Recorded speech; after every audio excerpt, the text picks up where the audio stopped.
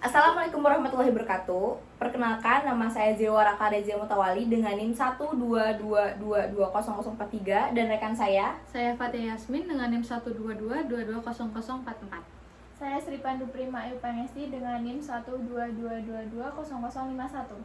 Kami dari kelompok 2 akan mempresentasikan hasil proposal kami, yaitu analisis pengendalian bahan baku pada CV Bregas Likupang Timur di Minahasa Utara menggunakan metode Material Recruitment Planning atau disingkat dengan MRP.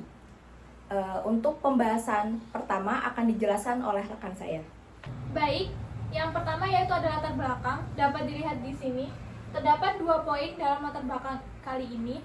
Yang pertama yaitu kelangsungan proses produksi dapat berjalan lancar dan baik apabila perusahaan dapat mengendalikan persediaan bahan baku. Artinya, proses produksi pada suatu perusahaan tidak dapat berjalan dengan baik jika suatu perusahaan tidak memiliki bahan baku yang tersedia.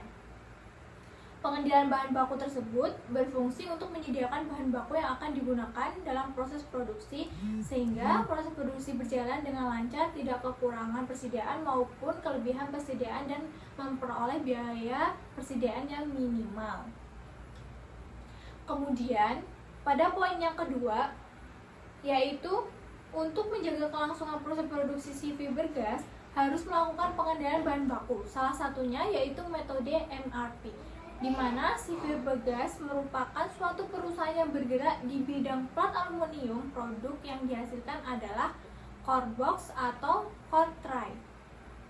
CV Bergas ini sering mengalami kelebihan bahan baku di gudang karena perusahaan tersebut kadang membeli bahan baku dengan jumlah yang cukup besar.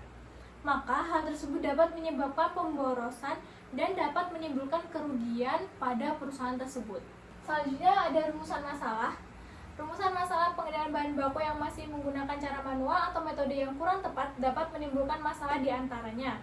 Yang pertama, bagaimana cara pengendalian bahan baku yang benar agar dapat mengurangi risiko keterlambatan, peningkatan biaya produksi, dan penurunan kualitas produk. Dan yang kedua, apakah penerapan metode Material Recruitment Planning dapat berjalan dengan baik dan menjawab permasalahan sebelumnya? Baik, di sini saya akan menjelaskan tentang tujuan penelitian.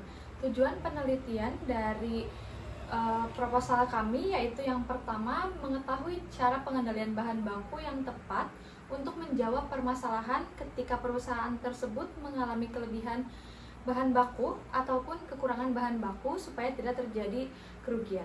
Lalu yang kedua adalah mengetahui apakah metode MRP ini cocok untuk diterapkan pada CV Bergas untuk dapat menyelesaikan suatu permasalahan.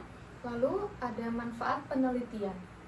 Manfaat penelitian ini terbagi menjadi 2, yaitu secara teoritis dan secara praktis.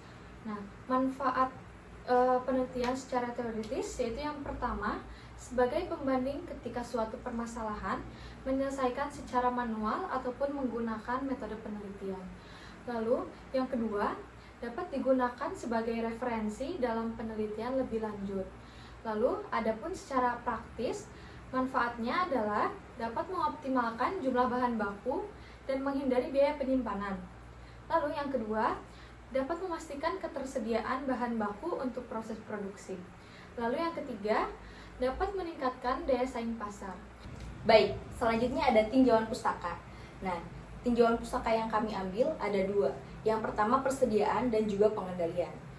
Pengertian persediaan menurut Rudianto pada tahun 2012 mengatakan bahwa persediaan adalah sejumlah barang dalam proses yang dimiliki perusahaan dengan tujuan untuk dijual atau diproses lebih lanjut. Secara umumnya, persediaan merupakan investasi yang paling besar dalam aktiva lancar untuk sebagai besar perusahaan industri. Adapun persediaan diperlukan untuk dapat melakukan proses produksi, penjualan secara lancar. Persediaan barang mentah dan barang dalam proses diperlukan untuk menjamin kelancaran produksi.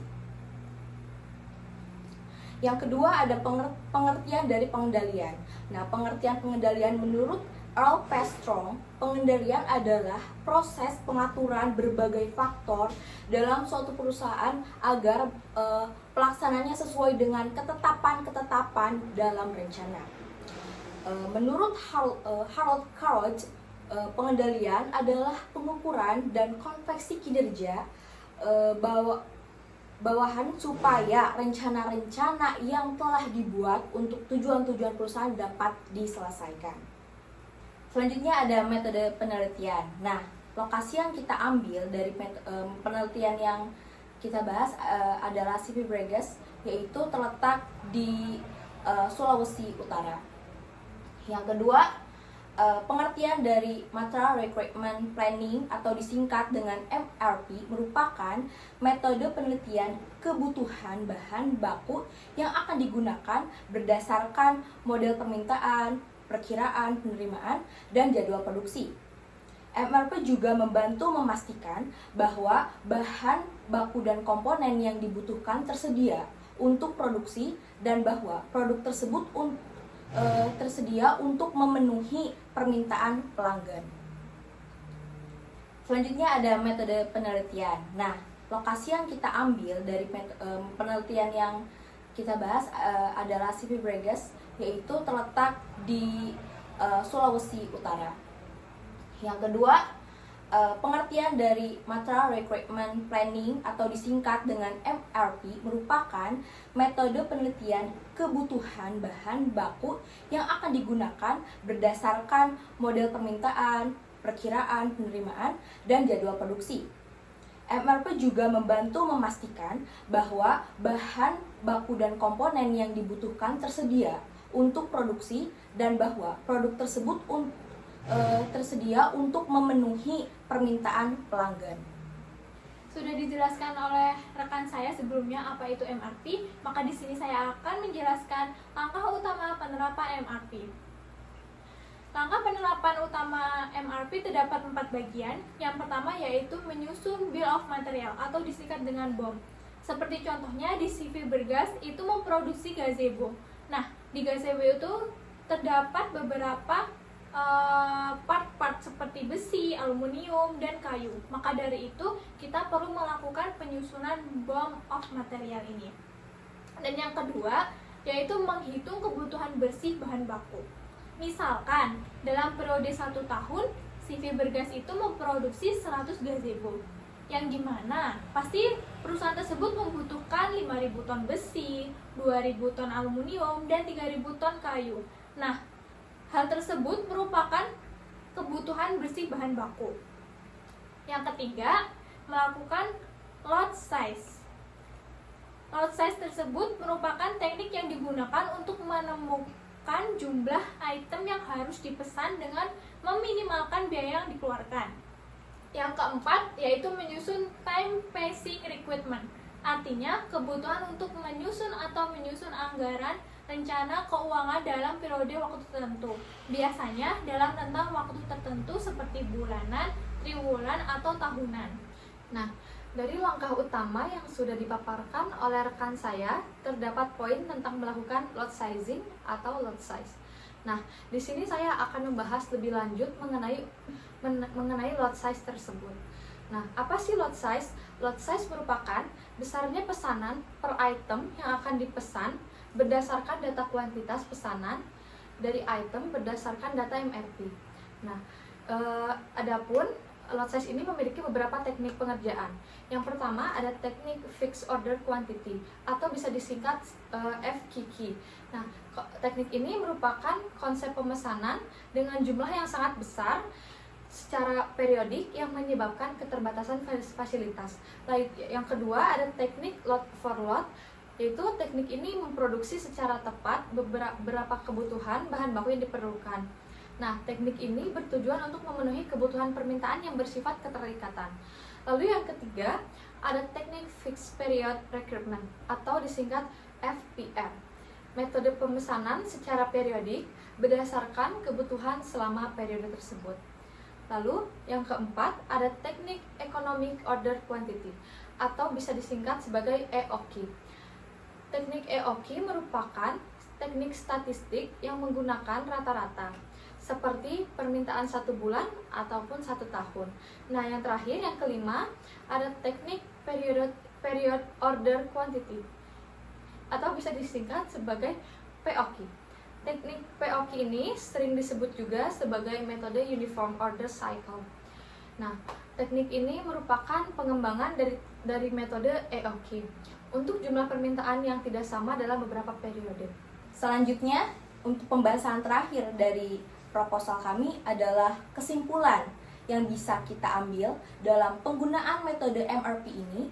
Yang pertama, yaitu pengolahan data historis HIV Bregas. Data tersebut pasti akan melahirkan data permintaan. Nah, data permintaan tersebut akan melalui proses yang namanya proses peramalan. Selanjutnya, dari hasil analisa yang telah dilakukan, diperoleh hasil metode peramalan yang paling efektif adalah metode regresi linear dengan nilai MAD, MSE, dan nilai MAPE. Nah, sesudah itu, ke tahap selanjutnya menggunakan metode FOQ, LFL, FPR, EOQ, dan POQ yang sudah dijelaskan oleh rekan saya sebelumnya, sehingga menghasilkan data biaya perencanaan kebutuhan.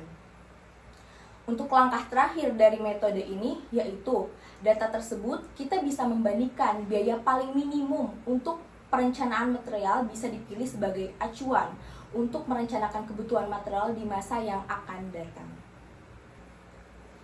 Baik, mungkin hanya itu yang bisa kami sampaikan. Kurang lebihnya kami mohon maaf. Wabillahi taufiq wal hidayah. Wassalamualaikum warahmatullahi wabarakatuh.